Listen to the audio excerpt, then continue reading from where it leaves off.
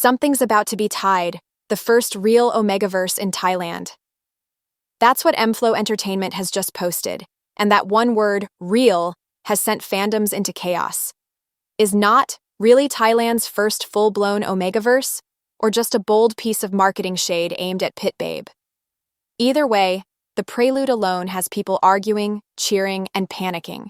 Because if ABO Desire was China's step into the Omegaverse, this might be Thailand's turn to go all in. Not is the new Omegaverse project from MFlow Entertainment, starring BoatOat and GrossePausekleinePause, better known together as BoatOat, a pairing already known for their chemistry. The company released a 2.5-minute prelude, dark and deliberate in tone, that makes it clear why they use the word real. Alpha hunts with the hunger of possession. Omega submits in the shadow of fate. But when love pierces the divide, who then wears the mark of prey?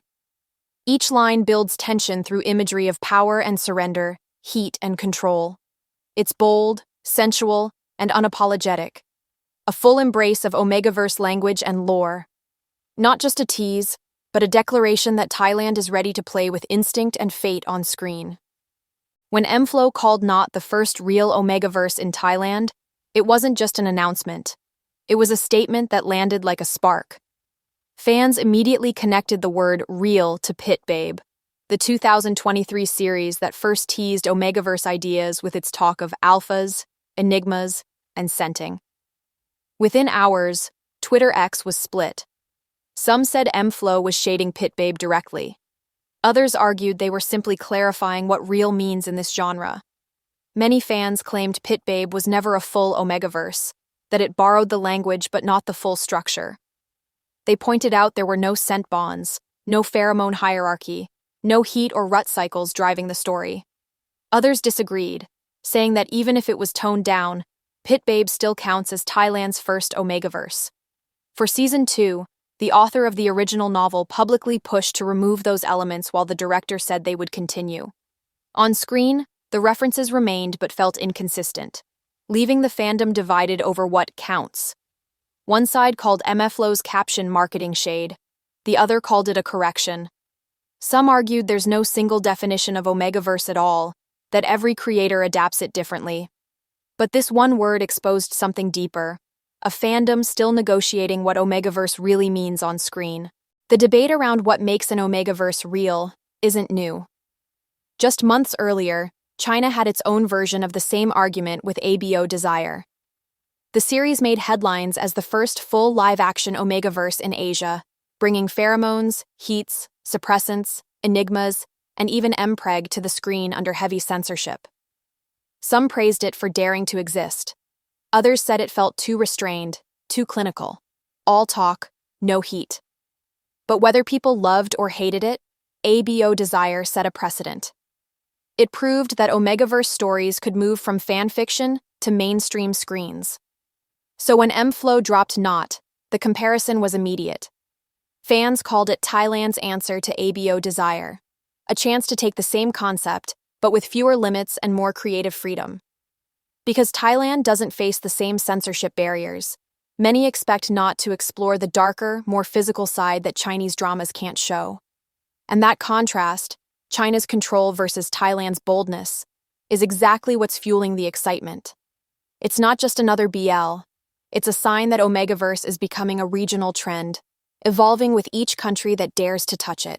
The reaction to Not's Prelude was instant. Within hours, Twitter, Reddit, and YouTube filled with comments ranging from disbelief to pure excitement. Some fans called it the Omegaverse done right, while others questioned whether Thailand was ready for something this bold. Many pointed out that Boat and Oat already have undeniable chemistry, calling them the perfect pairing for a genre built on intensity. On Reddit, fans celebrated the announcement, but also voiced concern.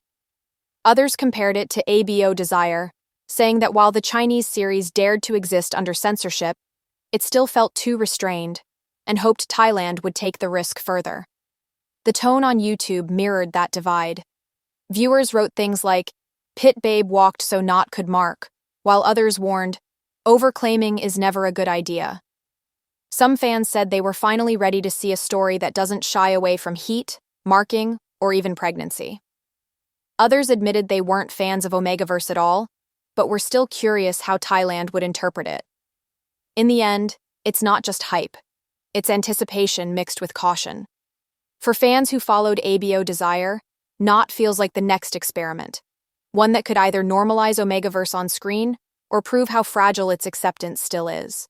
At the heart of this debate is one word: real.